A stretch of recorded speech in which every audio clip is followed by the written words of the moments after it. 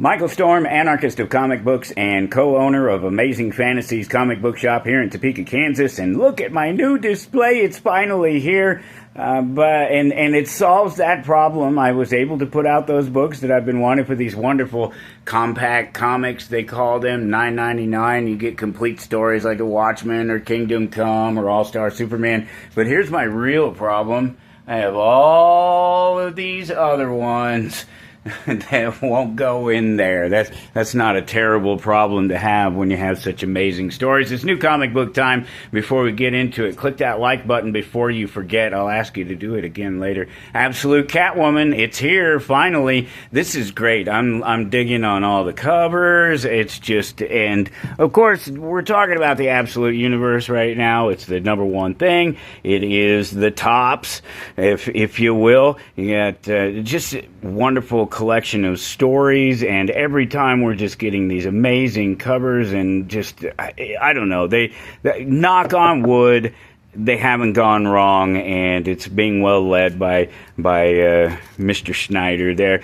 This is cool. These, speaking of covers, I kind of ordered these, put these in order of maybe the way I like. I don't know if it's the way I like them or not, but I definitely saved the best for last, so I'm going to go through them because I want to show you the last one and just comment on it because it's an artist that I wasn't familiar with, which is not to say anything about the artist. It's just entirely me, but there is some more to be said about it. So, all right, so you kick it off. You have this great Bengal cover, and then there's a foil of that, and it's a trade dress, near virgin. Then you have this wonderful Julia Rago cover, which it's not just the eyes, right? Look, if you look real close, it's the whole cat. So here you have the ears, and you have the cool little fluffy cheeks, and you have these wonderful little sort of stylized, it's all part of this background here, but it's clearly the sort of cat's body with the legs sticking out and a couple of paws down in front here.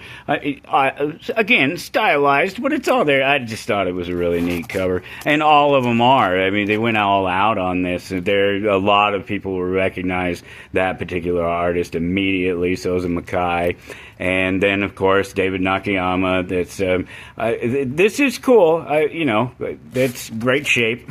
But here's it's not the last one, because there's the last one. Draw your own. This is just a great cover, and I didn't know this artist is Carrie Andrews, and I guess it's Carrie. It could be Care or Kari, but it's K-A-R-E, Carrie. I didn't know her.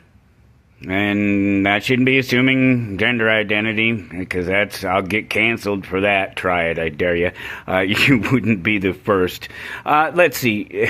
And they haven't got me yet. No, I just love this cover, and not for the obvious reasons, because those are fine and dandy. But out of all these covers, look at what's going on here. One of the highlights of this particular character, this Catwoman character, is her tail. And, there it is. It's there. Yeah, wait, all right, it's there. Clearly there's... let's see, is there a tail on it? There doesn't appear to be a tail, and even the legs aren't really there. And this is great, but this is all you get. If this... some of this maybe were turned into... You see what I'm getting at? Let me just say that Todd McFarlane would understand what it is I'm talking about here. This, no use of it whatsoever. But here... What I'd like to see is maybe a little bit more twist or something around the body to show that it's all around and it's big. It's the equivalent of a cape. That's why I say Todd McFarlane would understand, because we're talking about the King of Capes, right? It's certainly the modern King of Capes. And it's all about filling the space. And even when he was drawing Spider-Man, the webs, the way that he did the webs was to fill in the space and make them almost cape-like. It's really cool. But I just thought that was great. And then also, this is one of the few times you get any sort of glimpse through the visor and kind of get to see her face a little bit. I just thought it's fantastic art. And the point I was going to make about saving the best for last and this particular image and just the quality of artwork to it is that I remember just not so many years ago spotting this Batman cover, I think it was, and there was this artist that I'd never heard of before named Peach Momoko, and well, there's your story. If you know, you know. If you don't, go look up some Peach Momoko art, and you'll understand what I mean, and you'll understand how quickly she become huge. This is really great, Barbara Gordon breakout. This story is fun. It's done really well. Again, more great art. This is Dan Mora. Look at that cover. That thing is just. Is that just wild or what? And they got a Mateo cover as well, and that's just great. I just love that art. Anytime somebody uses that sort of negative space or limited use of sort of outline, and still you can distinguish everything. I love the tattoos, the distinction between the different characters' faces. It's just all great work. Supergirl, the first of many we'll talk about this week. Just a little bit because, well, the Reign of the Superboy story continues, and Matrix returns here, and this is one of the best stories going right now. This was supposed to be a 6-parter. They were supposed to go 6 issues, and they just keep going, and they keep going, and they keep coming up with some great storylines and just telling some wonderful stories, and more Supergirl. This is a facsimile of number 23 from December 2006, so it's 20 years old. This is the amazing stories by Mark Waid and Barry Kitson, and of course this is an Adam Hughes cover. And the big thing about this, this is the shiny one, then we have a sort of regular one. That's the more like the original. And it's this cover is there's a blank for you if you want to try to draw your own. Good luck with that.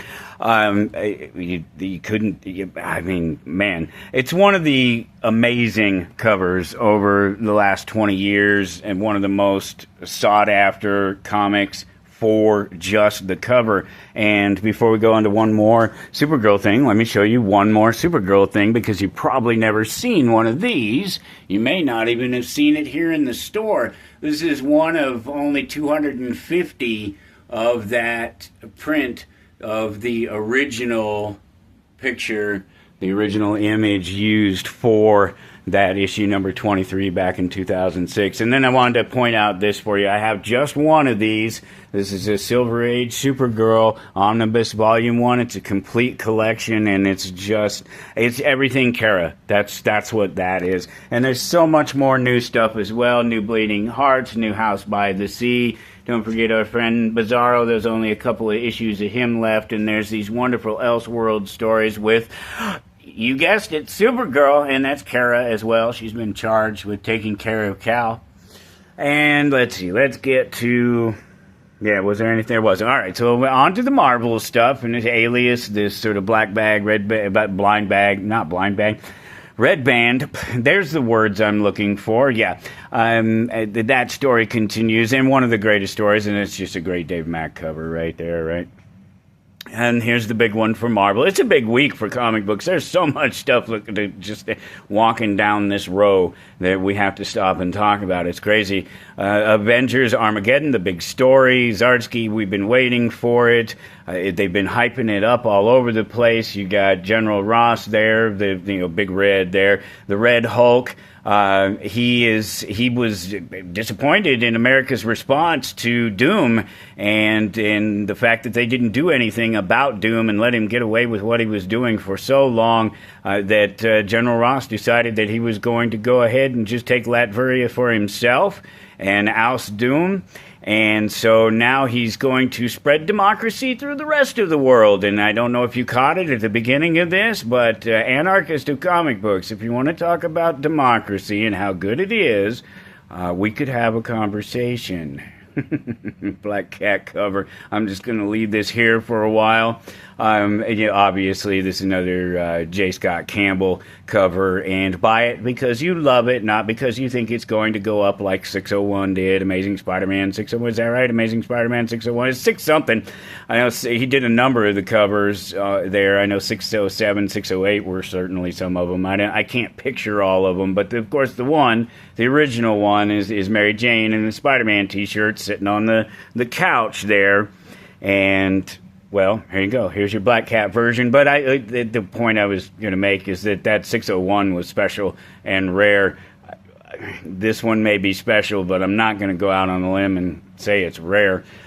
Bishop, brand new series for Bishop. This is, so Krakoa is gone. It's been dissolved, and so his role as Captain Commander is done. So Lucas Bishop is lost again, looking for his place in our world. And of course, that he's from the future, right? And it's a future that doesn't exist anymore. That's the point of that. And so he's just sort of displaced. Here's the big one for me, Jay and Silent Bob. If you want, it's called Jays of the Future Past. It's something that Kevin had pitched to Stan actually years ago, and they finally made it happen. And you can check out my review of it. X-Men 97, number 2. Let's see, where am I? What else do we have? A new Alien, King Killer. There was new Wolverine and new X-Men, and that's amazing and troubling at the same time. That is a beautiful, fantastic cover. It's the kind of cover that you get in 1 in 25. It's the kind of thing that you would do if your title is floundering and you want to try to pick up some cover sales. And let's not even talk about how Amazing Spider-Man is now three times a month, just to try to keep up with the sales and to try to make it look like they're selling more. It's really kind of, I don't get it. I don't get it because obviously none of us can afford it. None of us can afford to pay $4, $5, $6, $7, $8, depending on if, by God forbid, that you hit number 50, and that's got to be special, and you charge $8 for that one, and you want us to do it 3 times a month now? Marvel, come on, think it through. So much, as always, up here, ones and twos, and ones and twos for you to get into Conan and Dragon Arrow 1 and 2, Corpse Knight 1 and 2, Cryptid Corpses 1 and 2, 1 and 2 of the Destination Kill, which is, I just love the art on that. I haven't read number 2 yet, but number 1 was fun. There's 1, 1, 1, 1, 1, and then we finally get to the stuff that just came out this week. Bad Thoughts. It's another of these Ignition Press books. These guys are just on fire. They remind me of another company about a decade ago that isn't around anymore, Mad Cave. They were really prolific for a while, and then it all kind of blew up in their face. I hope that doesn't happen here. Castile, this is a supernatural special. Godzilla, the Odyssey, and you get just wonderful, some great covers here, sort of historical. That's the shield of, that's this there. It's Perseus's shield, right? It's the reflective shield that's used to reflect Medusa's image back at her and turn her to stone, and then homage cover there of Clash of the Titans, and so this is all part of the monster theater, the Godzilla monster piece theater. There's also another story in there too. I think it's Sherlock Holmes, or no, the guy that. Yeah, Robin Hood, that's it. They tell you he robs from the rich and gives to the poor, but that's not true. He robs the tax collector and gives the money back to the people. He doesn't rob the rich. That's propaganda, my friend. Brand new Masters of the Universe, The Wings of Fate, Monster Racing League #1, is think Japan, think magical powers and monster-y racer kind of thing, and street racing in Japan. That kind of was the gist I got out of it. Tankers versus ancient aliens. This is just insane. They send, so oil is gone. There's like maybe 50 years left or something like that. And so they send some teams of tankers and people back into the past to not. So what the big thing that they're going to try to do is they're going to try to divert the asteroid that hit 65 million years ago that wiped out the dinosaurs, and the reason they're going to do that is they're going to make it pass one more time. They're going to try to make it so it passes around one more time, because the time that it takes to get back around to hit the Earth again in its normal rotation, the comet itself, asteroid, probably comet, I don't know. At any rate, the idea is to get it to come back around again, because then that gives them in the future that many more millions of dinosaurs born, bred, whatever at that time. And of course, the theory here is that oil comes from dinosaurs, which is not true. That's just a myth. It's something that's been it was long dismissed a long time ago, but that for some reason people still believe. It's called abiotic oil, and you can look that up if you don't already know that oil doesn't come from melted dinosaurs or whatever the hell they think it is. Red Sonja.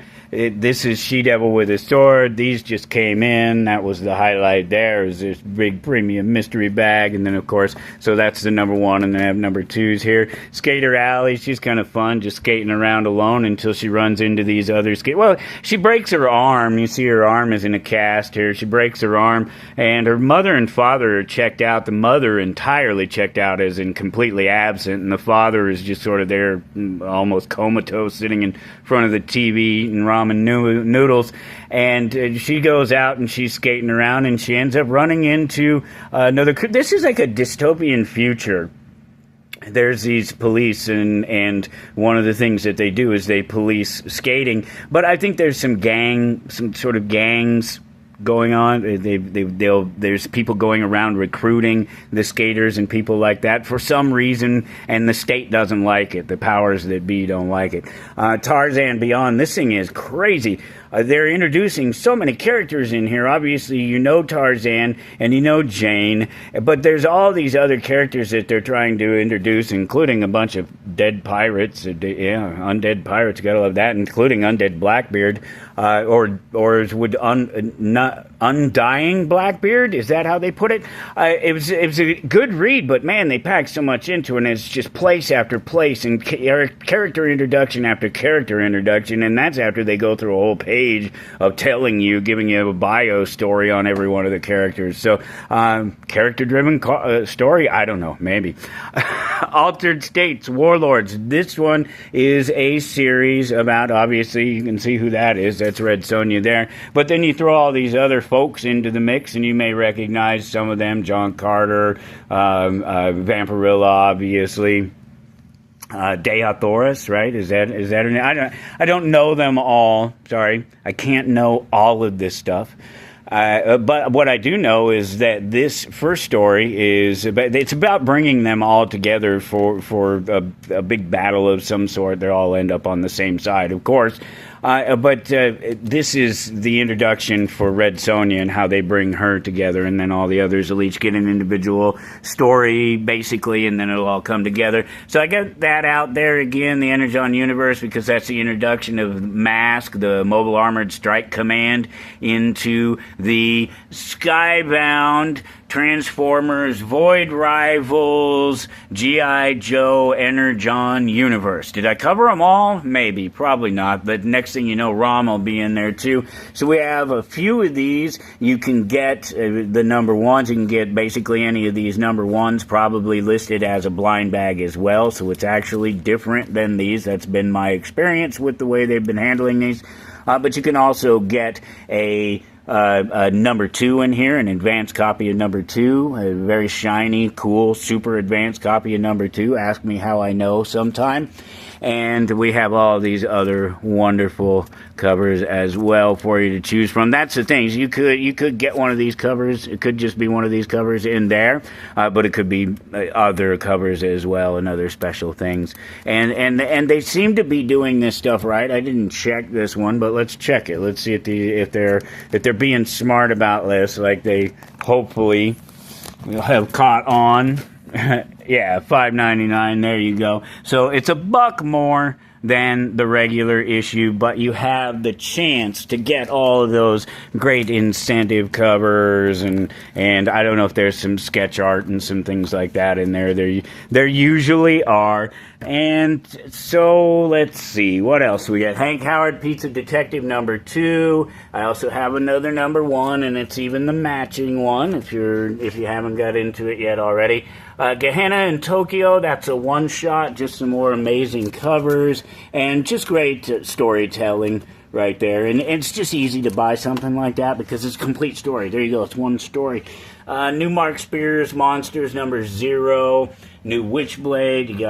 We got the good buddy Rob Liefeld here with Youngblood #100. And if there's a number of different covers, they're all really cool, and you'll recognize them. They're all homage or after type covers you will recognize. And even that one is a Liefeld cover, but drawn by Kirkman. And if you ask me, if you put my feet to the fire, that's the cover that'd be cool out of it all. Speaking of cool covers, and well, people out of that sort of area of the comic book world, this is the freebie this month. This is Haunt #1. It's good for the great creators of our time, all in one book. We just had it around, had a couple of copies of it around. I thought, wow, how cool would that be to give away? Well, it's giving something. Here's the most recent stuff. If it's not up there, it might be here in case you come looking. So there was a couple other things real quick. So we got the J. Scott Campbell cover, so we have the box to go with it. We also have X-Men 97 boxes and Avengers Armageddon boxes. And let's see, I believe, except for the top one, they're all different covers on each side. Let's see. No, it looks like the Avengers is the same on the bottom. So just the X-Men 97 has two different pictures on it, and we have some of those for you. Let's see, what was there? Was a new Fall of the House of Slaughter. There's just so much this week, it's hard to keep up with. We got a new 2000 AD. Grab one of these comics, the magazine, just ask me, I'll give you one of them. And do me a favor, if you found this interesting, found any use, if I told you something you didn't know, if you learned something out of it, click that like button, click that share button, share it with your friends, tell somebody about us here. We are Topeka's best kept secret, and of course you know the deal. Get on that pull list, because these may be here when you get here tomorrow, or they may not.